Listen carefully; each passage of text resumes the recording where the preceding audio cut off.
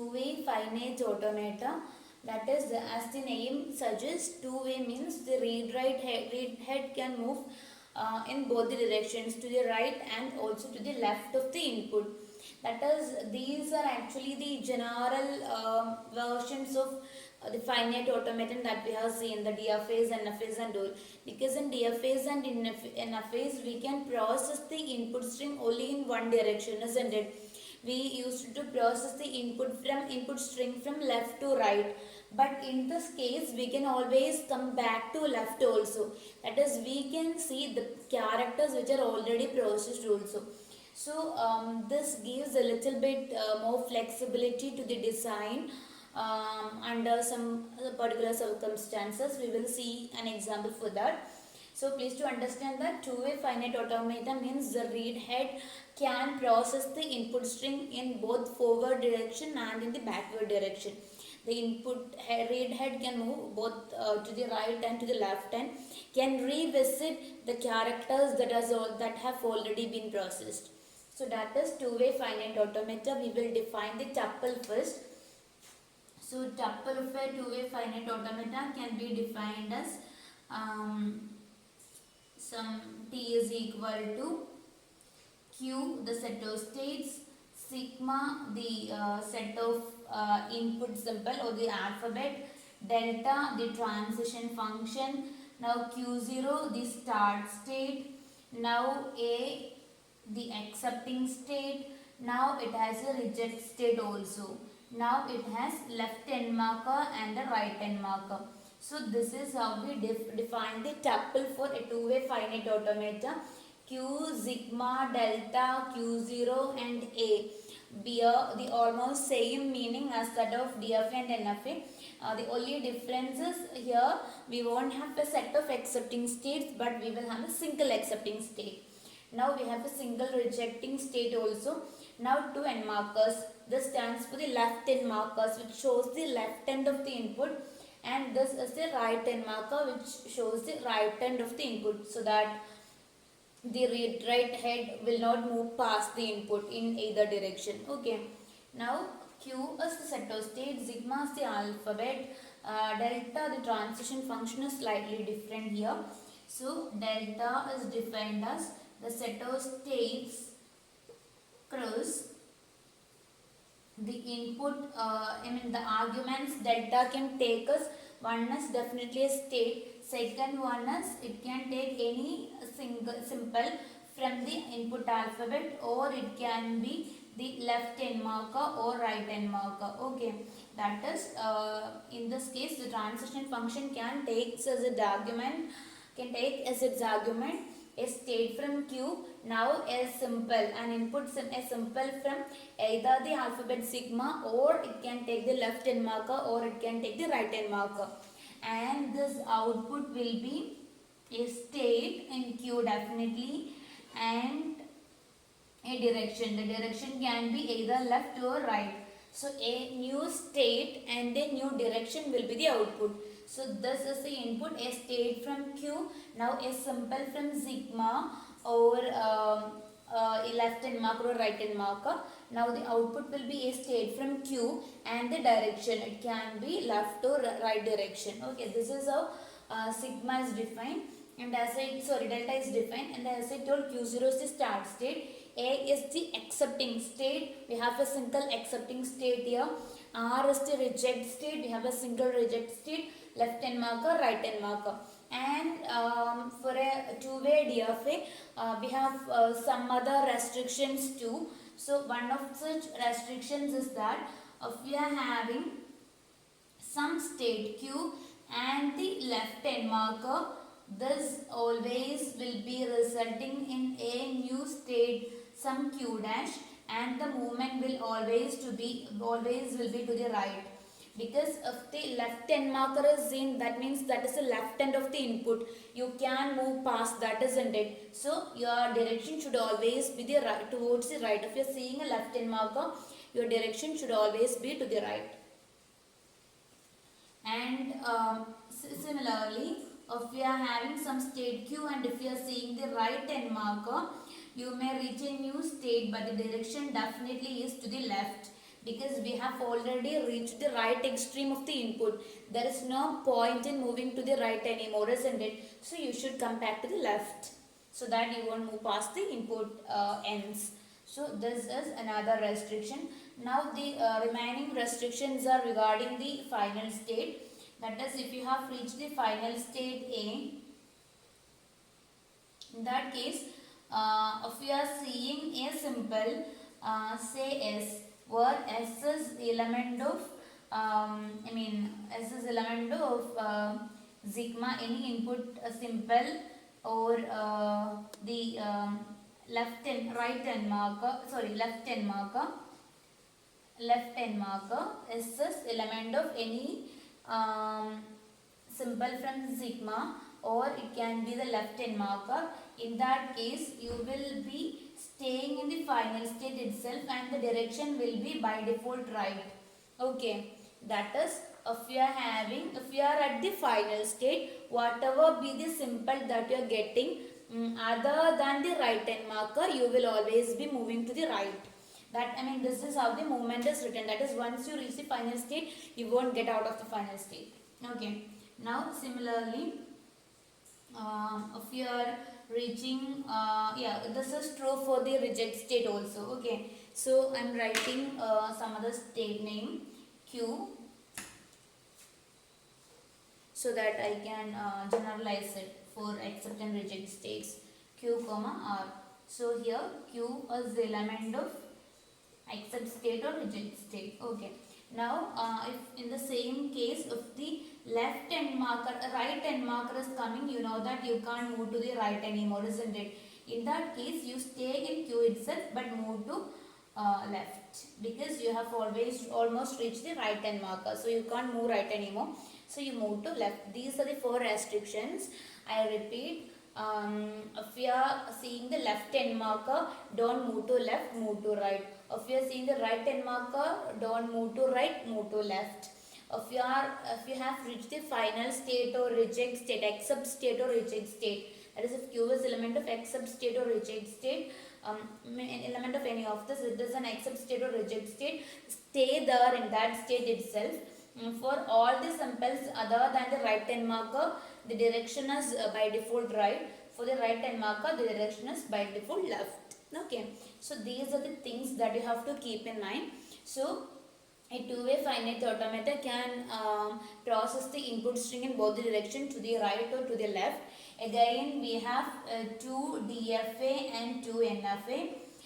2 DFA means two-way deterministic finite automata. 2 NFA means two-way non-deterministic finite automata.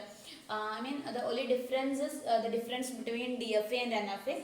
That is, in 2 NFA there will be some amount of non-determinism. For the same input symbol on the same state, you may have several different transitions. So these are the difference between these two. And the ability to move in both directions, in towards the right and to the left, has become much instrumental while designing some automatons for some particular applications, where revisiting the characters already visited is of really much importance, of paramount importance. So I will show you such an example wherein 2 NFA becomes very helpful in the design, and DFA becomes very tough. So we will see such an example so that the concept of 2 DFA will be more clear to you. Okay.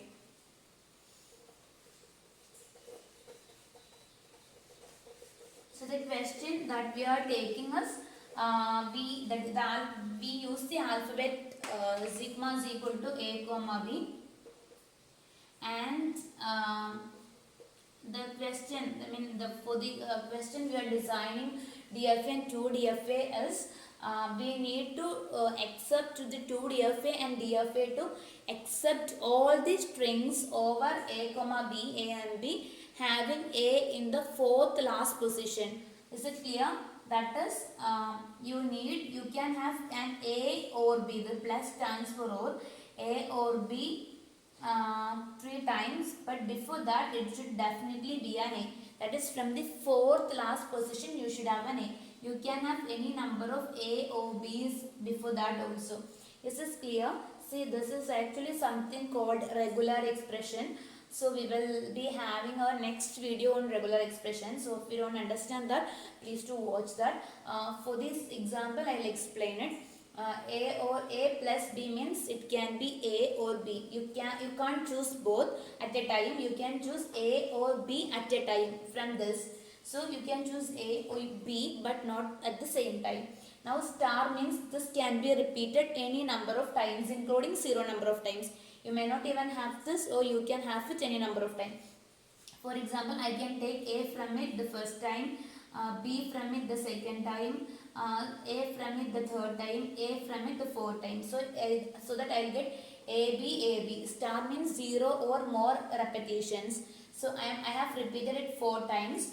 First time I took A, second time I took B, third time I took this A, fourth time I took this A. Okay. Now this A means an A is mandatory. Now A or B all raised to 3 means this thing should be repeated exactly 3 times. You can take A or B but not both at the same time. So I can take A first time, B for the next time and B for the third time. So this is a string that should be accepted because it has an A from the fourth from the back. Fourth position from the back, isn't it? So we need a 2 DFA and a DFA which can accept all the strings over A and B having an A in the position fourth from back. Okay. So we will design the two-way DFA first. So what I am doing here is to make the design simple. Yeah, this is the question. A or B any number of times, but you should have an A. After that you can have A or B thrice. Okay. So what I am doing here is I am going to the right extreme of the string first. For example, if the input string is A, B, so this is this A plus B the whole raised to 3. This is this A and this is this A or B the whole star. Okay. So what I require is, I know that from the last position I need an A in the fourth position from back, isn't it? So I am moving to the right extreme of this input string. So when it is represented in a two-way DFA, it has a left hand marker and a right hand marker. Okay. So at Q0, if I am seeing a left hand marker, I am moving to the right. Are you getting me? If I am seeing a left hand marker, I am moving to the right. So I am at this position now. If I am seeing an A, I am moving to the right. So I am at this position now. Now again, if I am seeing an A, I am moving to the right. Now again, if I am seeing an A, I am moving to the right. So I reach this position. Now if I am seeing a C, I am moving to the right. So when I am seeing a move B, I am moving to the right. So I reach this position. So again I am seeing a B.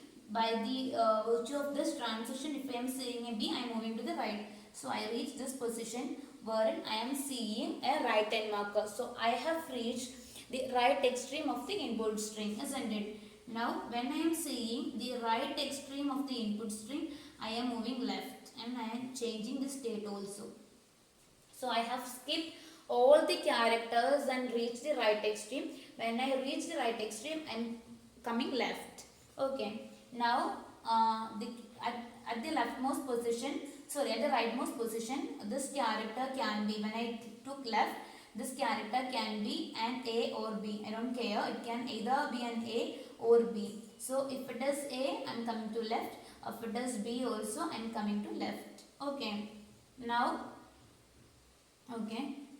I am not supposed to have a left hand marker here because I need 4 characters for sure, isn't it? Because A plus B all raised to 3 means definitely 3 characters should be there, and this A means 1 more A should be there. So definitely 4 characters should be there, no other way. So if I am encountering anything other than that, that is the other possibility is a left hand marker. So if I am seeing a left hand marker at this position, I am moving to the reject state. Okay. QR, my reject state. Okay. This direction doesn't matter. You can move to left or right. Yeah. Now if I saw a character here, I'm one step closer to the goal. I'm moving to left, so I reach this character now. So it can be either an A or B. I don't care. I just need just 4 characters. So I'm moving to the next stage. So here also you're not supposed to see the left hand marker. If you're seeing a left hand marker, go to the reject state, because definitely the minimal string for this input will contain length 4, because a plus b the whole raised to 3 needs a string of length 3, and this a contains a string of length 1, a character of length 1. So in total the smallest string has a length 4. So definitely I am not allowed to have a left hand marker when I am processing from right to left. So if I am having a left hand marker, I will end up with the reject state. Now again, yeah, I have encountered 2 characters. Now 2 more characters to go. So it can be either an A or B. I don't care. I can take any from this. So I'm moving to left. Here also I'm not supposed to see a left hand marker. Okay. So that will take me to the drop state if I see that at all. Now Q3. Okay. Now at Q3. So I have reached this. Now I have moved to this, and now I am here. So the fourth character from the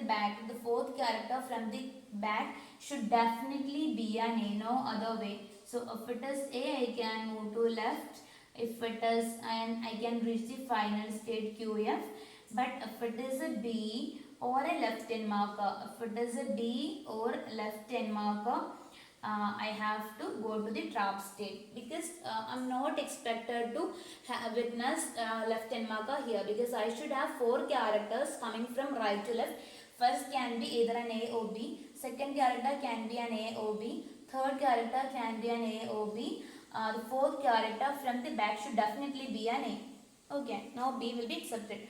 Now you are at the final state. Now we have defined all the transitions. Now what happens if symbols are coming at the final state and reject state? See, as I have told you in the introduction for two-way finite automata, whatever is the symbol coming at once we reach the final state or reject state, there is no way out of it. If we are at the final state, whatever input comes, stay at the final state itself. If you are at the reject state, whatever characters come, please to stay in the reject state itself. And for all characters, by the definition, for all characters other than the right hand marker, the direction is right. So for A, the direction is right. For B, the direction is right. And for what? Yeah. For left hand marker, the direction is right. But for the right hand marker, the direction is left. Now here also the same conventions are used. A, if you are getting A, move to right. If you are getting B, move to right. If you are getting a left hand marker, move to right. But if you are getting a right hand marker, move to left. So this is the movements defined according to the notations of two-way finite automata. That is, if you reach the final state or reject state, you should remain in those states. That is exactly one final state and one reject state. So for all symbols other than the right hand marker, the direction is by default to the right. For the right hand marker, we can't go to right anymore. The direction is left. Okay. So this is how we define a two-way finite automata. So hope this definition is clear. I hope this design is clear. That is, we have reached the right extreme of the two-way finite automata and we are moving to the left. Okay, so that we can ensure that from right to left, the fourth character is A. That verification is very easy. But in case of DFA, this becomes very complicated, because we can move only from left to right. We don't know how many characters are there in the string. Then only we can decide. Without knowing how many characters are there in the string, it is very difficult for us to determine whether the fourth character from back is an A or not, because we don't even know the end of the string, isn't it? So in that case, we have to check for all the different possibilities and define a DFA like that. So this require 1, 2, 3, 4, 5, 6, 7 states, right? So the DFA for this require more than 2 times the states we need here. It requires nearly 16 states, whereas it is just 7 here. So there is a huge amount of difference. So we will see the DFA for the same question, and you will understand what exactly is the relevance of a two-way finite automata. It simplifies the design in many cases. So this is how exactly it is done. Now there is something called an instantaneous description. So that is, you will be given the start state and the input. For example, here it is A, B, B. That is the input that we have taken, right? So this is the left hand marker and this is the right hand marker. Now when at Q0, when A comes, we will move to right and the state is Q0 itself, isn't it? So A Q0, see Q0 has moved to right. Now copy the remaining string. Now at Q0, when A comes, moves to right and the state is Q0 itself. So Q0 has moved one step to the right by bringing one input character to the left, definitely. Okay, so A, B, B. A, B, B. Yeah, one more A. Now, when what happens when Q0 see an A? When Q0 sees an A, it moves to right, but the state is Q0 itself. Q0 BB. Now what happens when Q0 CAB? It is status Q0 itself, but Q0 moves to right. When Q0 sees the next B, also it is moving to right and the status Q0 itself. Now what happens when Q0 see right hand marker? It is moving to left, isn't it? And the status Q1. So now when Q0 sees the right hand marker, it moves to left and the new status Q1, right? So A, B, it moves to left and the new status Q1. So Q1B left. Now when Q1 sees B, it moves to left and the status Q2. So A, Q2, B. Now when Q2 sees a B, it moves to left and the new status Q3. So A, Q3, B left. Now when Q3 sees an A, it moves to left and the new status Q4. A, Q4, B. When Q4 sees an A, this is Q4. When Q4 sees an A, it goes to QF. So it moves to left and QF. So it is QF and B. Now you have reached the final step and you have more transitions defined just to loop inside this. Anyway, you have reached the final state and you have seen all of the input characters. Okay, you have processed all of the input and you have reached the final state. Now you can say that this particular string is accepted. That is, when you stop, you should be at the final state and you should have processed all the input characters. Then you can say that the string has been accepted by the two-way finite automata. So hope this design, and this is known as the instantaneous description. Hope this instantaneous description and the design is clear. When you see the DFA, you will understand what exactly is the relevance of two-way finite automata. That is, when does designing or choosing a two-way finite automata helps you really well over choosing a DFA or NFA for that matter. So we will move on to the DFA for this particular this particular language.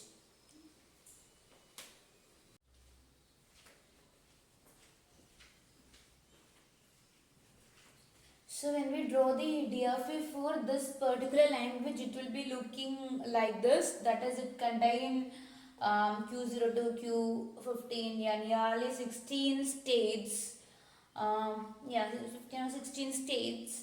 And this is how the DFA is going to be look like. See, the problem is you have to always ensure that the character third from back is always an A. Fourth from back, because A plus B the whole cube can, as I told you earlier, can have this should repeat 3 times. It can either be an A or B. So any combination of A's and B's of length 3 is allowed. So the fourth character from the back is it should definitely be an A. So we have to take all such combinations. Okay, that is A, B. For example, A, A, A, A is accepted because the fourth character from back is an A. So A will take you to the final state through this path. Okay. Okay. Now any number of A's are welcome because if we have more than more than 4 A's, it still have an A from A fourth from back, isn't it? So any number of A's will till make you remain in the final state itself. Now even if you are having B after this A, B, even if from fourth from back you are having a B. Okay. So if you have one more B, no issues. You have to check all such combinations. If you look at each part of this DFA, you can understand that this entire DFA works to ensure that the fourth character from back is always an A. So you need, and this pattern should be like this also. So, it can be like this, yeah. So, you need 16 states to ensure this. So, when you compare this with the two DFA that we have designed earlier, you can understand the complexity difference, right? That is, and for in many situations, for many designing examples, a 2 DFA is much more compact compared to its DFA counterpart. That is the relevance of a 2 DFA. That is, 2 DFA makes the designing simpler in many circumstances. I repeat, the computational capability of 2 DFA and DFA is exactly the same. None of them is superior to the other in terms of computational complexity. But again, when it comes to designing things practically, the 2 DFAs become very easy, especially when we are designing something which needs to scan characters from the right end. For example, this is such a design, isn't it? We need to ensure that the fourth character from back is an A. So we have, things become easier when you scan the input from the right extreme, just like we have done a few minutes ago. But in case of DFA, we can read only from left to right. We can't go back from right to left or anything. So that makes to design a little bit difficult when in case of examples like this. In case of the 2DFA, the design was pretty easy with very few states, isn't it? But in this case, the design is getting complicated. Now, if the length of the string increases, if the fifth character from back is an A, or sixth character from back is an A, seventh character from back is an A, the complexity of 2 DFA will not very much. It will have 6 states. If it is, if what you need is the last character from sixth last character from the back is an A or something, you need just 6 or 7 states. So the complexity ranges in terms of n itself, that is length of the input. You will have the number of states almost equivalent to the input restrictions, but in this case the states grows exponentially, isn't it? It's kind of, if you have input length and the DFA number of states is kind of 2 raised to and something like that, that is the complexity becomes exponentially here. So in some cases, even though the computational complexity of 2 DFA and DFA are exactly the same, when it comes to practicality of things, 2 DFA has an edge. Okay. So hope this is clear, and how the two are much different when it comes to examples like this, questions like this. Okay, so that is the relevance of 2 DFA. Designing becomes very easy, especially when the design requires to read characters from back and forth. Yeah. So that's all. Hope the difference, the relevance of 2 DFA and the computational capability of the two is clear to you. Hope you understood. Thank you.